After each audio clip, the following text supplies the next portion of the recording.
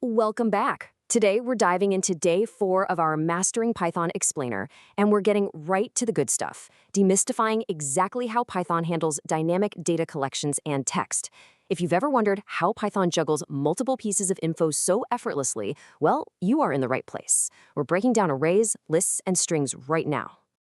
Here's our agenda for today. 1. Arrays versus Python lists. 2. Manipulating lists. 3. Handling and slicing strings. 4. Under the hood, identity. And 5. Putting it to the test. Section 1. Arrays versus Python lists. So, in traditional computer science, an array is super strict. It only stores elements of the exact same data type. But Python? Python's a bit of a rebel. It doesn't use a strictly named array for everyday stuff. Instead, we use Python lists. Think of lists as your ultimate, flexible multi-tools.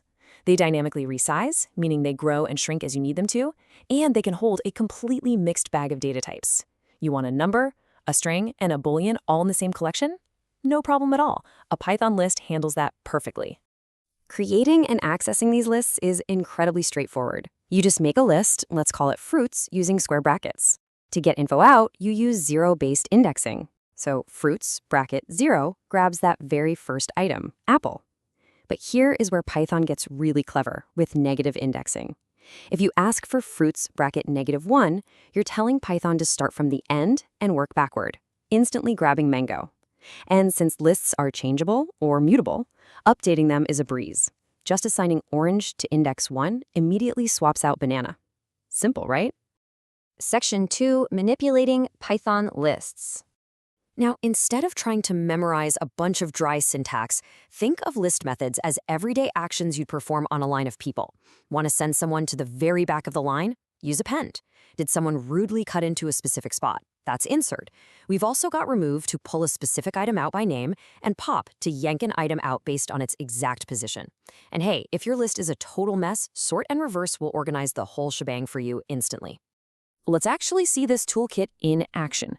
Say we start with a list of numbers, 5, 2, and 9. We realize we need to add a 7, so we just call numbers.append 7. The list dynamically expands to hold 4 items. Then we want this data organized from lowest to highest. We simply call numbers.sort, and Python perfectly reorders the numbers in place to 2, 5, 7, 9. It's seriously efficient. Section 3. Handling and slicing strings.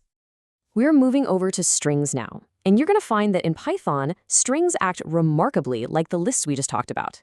A string is basically just a sequence of characters, almost like a list where every single letter, space, or punctuation mark is an item. That means we can run some really powerful operations on it. We can use the len function to find out exactly how many characters are in a name, like 13 here. We can force the whole thing into uppercase with the upper method, or we can use replace to swap out characters, like transforming every A into an @ symbol, just to mix things up. When it comes to chopping up text, Python doesn't bother with clunky left, right, or mid functions. Instead, it uses a unified, highly efficient slicing syntax. It's just square brackets with up to 3 parameters, separated by colons: start, step, and stop. The start is where you begin your cut. The step is your stride length, like do you want every character or every second character? And the stop is exactly where you finish. Let's apply that slicing to a name variable to see how powerful this really is. If we slice with name:7, we leave the start blank. Python just assumes we mean from the very beginning, and we stop at index 7. But remember, Python stops before the stop index, so it grabs indexes 0 through 6, giving us the first name Inqilab. On the flip side, using our negative indexing trick, -5: tells Python to start 5 characters from the end, and the blank stop tells it to go all the way to the end of the string. Boom, we perfectly isolate the surname Patel. Section 4. Under the hood, identity. Okay, we've manipulated lists and sliced up strings. Now let's peel back the layers and look at how Python actually tracks all this data in your computer's RAM. Ever wonder how Python tells 2 identical-looking lists apart? It uses the id function. This function returns a unique integer identifier for an object. Basically, it's the exact street address in your computer's memory where that specific piece of data lives. This is absolutely crucial for memory tracking, because it proves whether an operation actually modified an existing object in place, or if it's secretly created a brand new object somewhere else entirely. And that brings us to one of the biggest pitfalls for newer Python developers, the difference between equality and identity. The double equals sign checks for equality. It's just asking, do these two variables look the same? Do they hold the same values? But the keyword is checks for identity. It asks a much stricter question. Do these variables share the exact same ID? Meaning, are they literally pointing to the exact same physical spot in memory? Two lists can have the exact same numbers in them and be equal, but if they live in different memory houses, they are definitely not identical. Section 5, putting it to the test. You've made it through the core concepts. You understand lists, string slicing, and memory identity. So let's put this fresh knowledge to the test with a quick pop quiz pulled straight from the source material. First question. Think back to our string handling section. What exactly happens when you apply the upper method to a string in Python? Take a second. Spot on.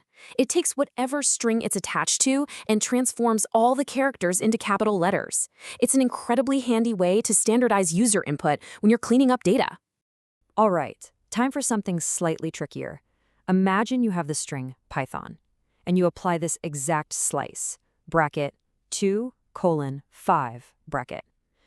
Using what we know about start and stop slice indexing, what's the exact output? The output is exactly those three middle letters, T-H-O. Why? Well, zero-based indexing. P is 0, Y is 1, T is 2. So we start at T. Then we slice up to, but not including index 5. So we grab index 2, 3, and 4, leaving us with exactly though. And that wraps up our Day 4 explainer. We've unpacked the flexibility of Python lists, the sheer power of string slicing, and exactly how Python manages memory under the hood with object identity. But I want to leave you with this to chew on. If two lists contain the exact same data, but live in entirely different memory addresses, how might that secretly break your code if you aren't paying close attention? Keep object identity in the back of your mind as you dive into your next project, keep experimenting, and I will see you in the next explainer.